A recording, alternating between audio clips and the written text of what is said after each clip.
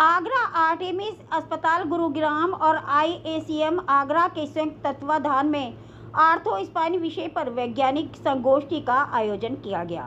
इस दौरान देश के वरिष्ठ स्पाइन विशेषज्ञ डॉक्टर हितेश गर्ग ने चिकित्सकों को रीढ़ की बीमारियों की आधुनिक जांच और उपचार तकनीकों की जानकारी दी। संजय प्लेस स्थित होटल में आयोजित इस कार्यक्रम में आगरा और आसपास के क्षेत्रों से बड़ी संख्या में वरिष्ठ चिकित्सकों ने भाग लिया।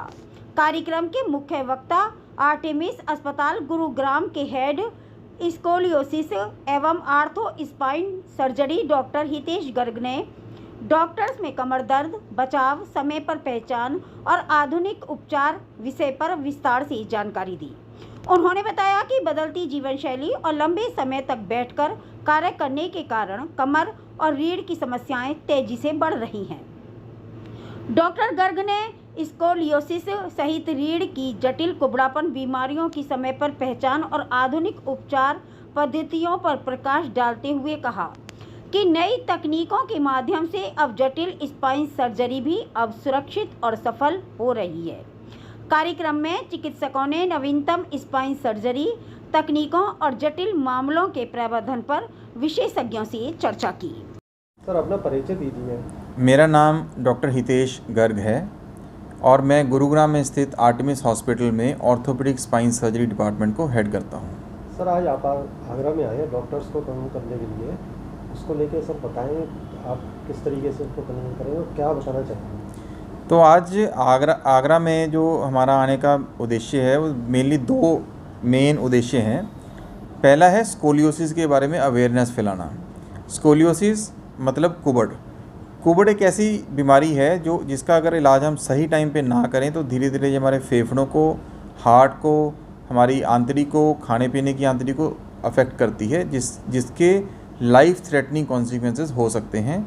जून का महीना जो है all over the world scoliosis awareness month के तौर पे मनाया जाता है, जिसमें जो स्पाइन स्पेशलिस्ट हैं, स्कोलियोसिस स्पेशलिस्ट हैं, जगह जगह जाके मीडिया के थ्रू ये आम जनता में संदेश देते हैं कि स्कोलियोसिस या कुबड़ अब इसका इलाज संभव है, जो मोर देन 95% केसेस में सक्सेसफुल है और अगर सही टाइम पे किया जाए तो ऑलमोस्ट 99% सक्सेसफुल है। तो इसके जो मरीज़ हैं वो डॉक्टर्स के पास आएँ, स्पाइन स्पेशलिस्ट के पास आएँ, स्कोलियोसिस स्पेशलिस्ट के पास आएँ ताकि इसका सही टाइम पे इलाज किया जा सके। दूसरा उद्देश्य जो है वो आज मैं टॉक दे रहा हूँ डॉक्टर्स के बीच में, क्योंकि जो बैक पेन है और नेक पेन है जो हमारी सोसाइटी में बहुत कॉमन हो चुका है, क्योंकि अब इसका इलाज संभव है और 95% केसेस में इसका इलाज हम बिना ऑपरेशन के करते हैं।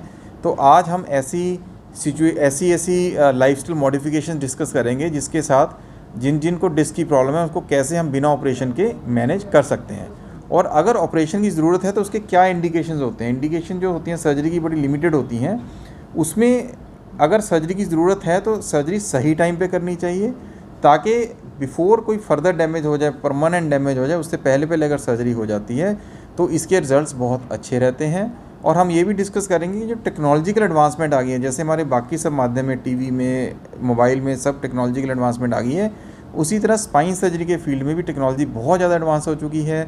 इसमें अब सारा माइक्रोस्कोपिक विज़न में सर्जरी की जाती है।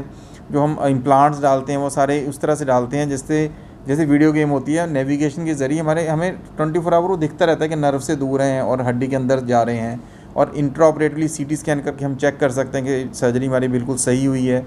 तो जिसका और न्यूरो मॉनिटरिंग एक टेक्नोलॉजी है जिससे हम नर्व्स को और स्पाइनल कॉर्ड को मॉनिटर करते रहते हैं सर्जरी के दौरान। इससे जो स्पाइन सर्जरी बहुत ज़्यादा सेफ़ हो चुकी है। तो अगर किसी को ऑपरेशन की ज़रूरत है और वो अपने बाकी जो कहते हैं कि कोशिश कर चुका है, जिसमें फिजियोथेरेपी होता है, लाइफस्टाइल मॉडिफिकेशन होता है, उससे नहीं ठीक हो पा रहा और उसको बहुत ज़्यादा कमर दर्द है और उसका एक सही कारण हम ढूंढ लेते हैं MRI या CT स्कैन से, तो ऐसे केस में जब हम ऑपरेशन करते हैं तो ऑलमोस्ट 95-98% सक्सेसफुल रहता है। आज कितने डॉक्टर आने की उम्मीद है? यहाँ पर कितने डॉक्टरों को इन्वाइट किया है कि जो आप यहाँ पर इसके बारे में समझाएंगे? तो आज हमने जैसे सबसे पहले जिसको कमर दर्द होता है या गर्दन का दर्द होता है, सबसे पहले हम फिजिशियन के पास जाते हैं। तो आज हमने फिजिशियंस को बुलाया है और टॉक हमने रखी है बैक पेन डॉक्टर्स, क्योंकि डॉक्टर्स में भी बैक पेन बहुत ज़्यादा कॉमन है, क्योंकि हमें काफ़ी एबनॉर्मल पोस्चर्स में काम करना पड़ता है, लंबे टाइम तक काम करना पड़ा है। उसमें हम उम्मीद है कि 50 से 100 डॉक्टर हमारी कॉन्फ्रेंस में आएंगे। सर जी जैसे हड्डियों की प्रॉब्लम जैसे आप बता रहे होती है, रीढ़ की हड्डी टेढ़ी हो जाती है, उसको लेके क्या ट्रीटमेंट है संभव कि सही हो जाए? बिल्कुल, तो आपको बड़ी हैरानी होगी कि इसको कुबड़ बोलते हैं हिंदी में। इसका सबसे जो पहला व्याख्यान है वो हमारे महाभारत में ही आता है। जब कृष्ण जी जब सबसे पहले मथुरा पहुँचे तो उन्होंने एक इंसान को देखा जो जिसको कुबड़ था, और उसको उन्होंने पकड़ा और सीधा किया, तो उस तभी से इसका नाम कुबज, हिंदी में कुबज बोलते हैं। उस इंसान का नाम कुबज था तो उसे कुबड़ पड़ गया। इंग्लिश में इसको स्कोलियोसिस कहा जाता है। स्कोलियोसिस मतलब रीढ़ की हड्डी का टेढ़ापन। ये सबसे कॉमन जो होता है बच्चों में होती है। बच्चों में 4-5 तरह की होती है। जैसे हम सबसे कॉमन होती है इडियोपैथिक या जेनेटिक, जिसमें जीन्स के कारण होती है और ये जनरेशन में पास ऑन होती रहती है। ये आमतौर पे सबसे कॉमन लड़कियों में देखी जाती है, जो 10 से 12 साल में जब वो ग्रोथ स्पर्ट आता है तब ये दिखती है, और लड़कों में 12 से 14 साल में जब वो एकदम से ग्रोथ गेन करते हैं। तो हम देखेंगे उनका जो पीछे छाती का एक हिस्सा बाहर की ओर निकल आता है, जिसको कुबड़ कहा जाता है। अब इसका इलाज क्यों ज़रूरी है? जब ये शुरू होता है तब इसका एंगल हम एक एक्सरे करके देखते हैं, जिसमें एंगल मेज़र करते हैं। अगर वो एंगल 25 डिग्री, 30 डिग्री, 35 डिग्री है तो इसका इलाज हम सिर्फ ब्रेसिंग के साथ करते हैं, ब्रेस देते हैं। हमारा मकसद ये होता है कि ये एंगल 50 डिग्री तक ना पहुँचे। जब तक वो बच्चा बड़ा होकर एडल्ट बन जाता है, 18 से 20 साल की उम्र होता है, तब तक उसका जो एंगल ऑफ स्कोलियोसिस या कॉब्स एंगल है वो 50 डिग्री से अगर कम रहता है तो उसको ज़िंदगी में कभी भी प्रॉब्लम नहीं आती है। उसके लिए हम उसको कुछ एक्सरसाइज बताते हैं और ब्रेसिंग बताते हैं।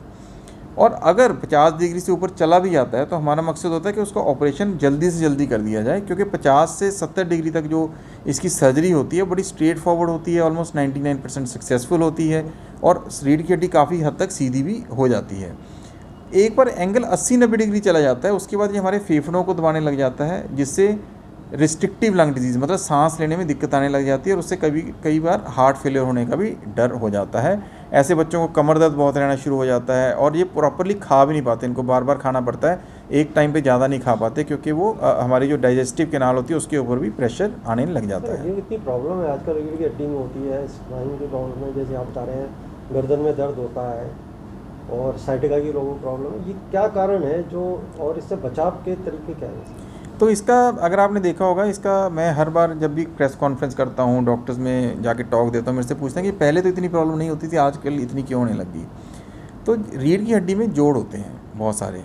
तो हम कहते हैं कि बहुत सारे मनके हैं, हर 2 मनकों के बीच में 3 जोड़ होते हैं। एक डिस्क का जोड़ होता है, पीछे 2 छोटे छोटे जोड़ होते हैं जिनको हम बोलते हैं फैसेट जॉइंट्स। तो ये कॉम्प्लेक्स बनता है, एक फंक्शनल स्पाइनल यूनिट बनता है। मान लो L1 मनका है, L2 नंबर्स होते हैं इनके, तो L1 L2 एक यूनिट बनता है, जो मतलब L1 L2 के बीच में डिस्क होगी और पीछे 2 जोड़ होते हैं। अब उम्र के साथ क्या होता है, जब हम इनको यूज़ करते रहते हैं तो ये धीरे धीरे ख़राब होते हैं। डिस्क में पानी कम होता है, जोड़ ख़राब होता है, उनका आर्थराइटिस होता है। अब ये नेचुरल है, एक नेचुरल एजिंग प्रोसेस है, लेकिन हम चाहते हैं कि इससे हमें दर्द ना हो। तो उसके लिए हमारी मांसपेशियाँ जो उनको सपोर्ट कर रही हैं वो मजबूत होनी चाहिए। अब पुराने टाइम में क्या था, लोग वॉक बहुत करते थे, साइकिलिंग बहुत करते थे, घर का सारा काम खुद करते थे, उससे क्या था मांसपेशियाँ मजबूत रहती थी, और बाहर आउटसाइड काफ़ी रहते थे, घरों के अंदर बंद नहीं रहते थे। तो सनलाइट से विटामिन डी भी अच्छा रहता था, जिससे हड्डियाँ मजबूत भी रहती थी।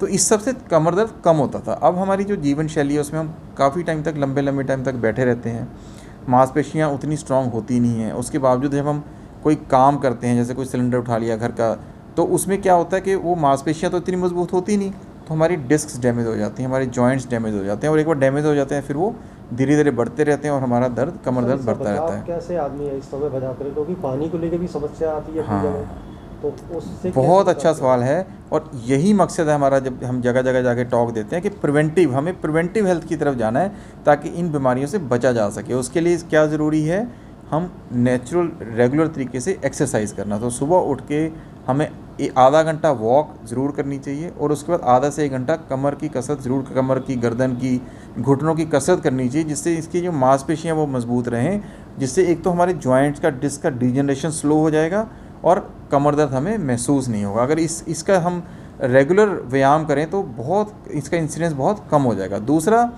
पोस्चरल करेक्शन और कुछ लाइफस्टाइल मॉडिफिकेशन, जैसे लंबे टाइम तक बैठना नहीं है, हमें एवरी 30 to 45 मिनट्स उठ के एक बार चक्कर ज़रूर लगाना चाहिए।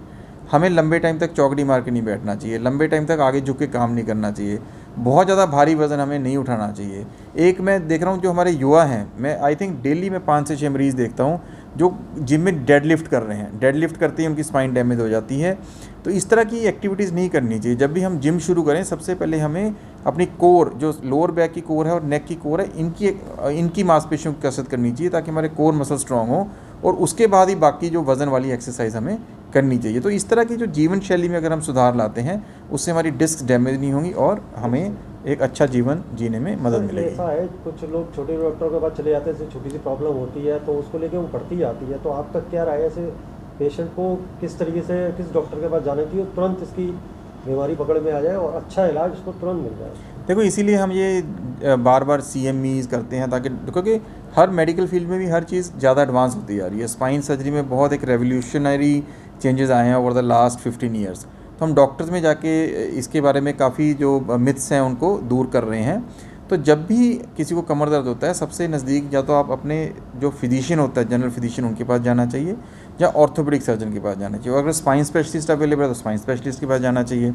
तो उसके पास जाके सबसे पहले जो इसका इलाज होता है 95% केसेस में हम क्या करते हैं, सबसे पहले इमेजिंग करते हैं। सबसे पहले क्लिनिकल एग्जामिनेशन करते हैं, फिर इमेजिंग करते हैं जिसमें एक्सरे, MRI, CT स्कैन किए जाते हैं और प्रॉब्लम की जड़ तक पहुंचा जाता है कि ये कारण है आपके दर्द का। फिर उसका जो इलाज शुरू होता है वो होता है जीवन शैली सुधार, मतलब लाइफस्टाइल मॉडिफिकेशन और एक्सरसाइज, फिजियोथेरेपी। इससे ही 95% केसेस मैनेज किए जा सकते हैं। सर, इसमें तो हड्डी वगैरह बढ़ जाती है, उसमें नर्व भी दबता है, तो अगर वो डैमेज हो जाए तो क्या इसका आगे संभव है इलाज? तो अगर सबसे पहले जैसे दर्द का तो हम इलाज कहते हैं कि भी एक्सरसाइज से करो। मैंने बताया क्लिनिकल एग्जामिनेशन, वो क्लिनिकल एग्जामिनेशन इसलिए ज़रूरी है कि कहीं नर्व डैमेज तो नहीं हो रही। अगर नर्व डैमेज हो रही है, अनफॉर्चुनेटली मेडिकल साइंस में अभी तक स्पाइनल कॉर्ड डैमेज या नर्व डैमेज का कोई इलाज नहीं आया। हम उस डैमेज को बचा सकते हैं कैसे? उससे प्रेशर हटा के। उससे जब हम प्रेशर हटाते हैं तो नस धीरे धीरे काम करने लग जाती है और उसमें ताकत आ जाती है, अगर लेकिन प्रोवाइडेड सही टाइम पे हो जाए। तो अगर किसी को पैरों में कमज़ोरी आ रही है, सुनपन आ रहा है तो और नर्व दब रही है, ऐसे केसेस में आजकल मिनिमल इन्वेजिव मेथड से, बहुत छोटे ऑपरेशन से, मिनिमल इन्वेजिव क्या होता है कि छोटी सी दूरबीन डाल के या एक ट्यूब डाल के नस से प्रेशर हटा दिया जाता है, जिसकी रिकवरी बड़ी फास्ट होती है और माइक्रोस्कोप में किया जाता है। बड़ी सेफ सर्जरी होती है। अगर सही टाइम पे हो जाए तो नर्व को डैमेज होने से बचाया जा सकता है, लेकिन एक बार डैमेज हो गई फिर उसका इलाज थोड़ा मुश्किल है। तो आपका कहना ये है कि अगर सही समय पे सही डॉक्टर के पास पहुंचा जाए तो बिल्कुल इलाज संभव है? बिल्कुल बिल्कुल 100%। नमस्कार, मेरा नाम मनोज अरोड़ा है और मैं आर्टेमिस हॉस्पिटल गुरुग्राम से हूँ as a divisional manager of country. COP and marketing में मैं देखता हूँ इस पद को। और आज मैं आगरा में आया हूँ, आगरा के लोगों के लिए और डॉक्टर्स में अवेयरनेस क्रिएट करने के लिए अपने super speciality ortho spine surgeon doctor Hitesh Garg sir को यहाँ पर मैं आज लेके आया हूँ आगरा में, जिससे कि वो अपनी इस स्पेशलिटीज़ की अवेयरनेस क्रिएट करें।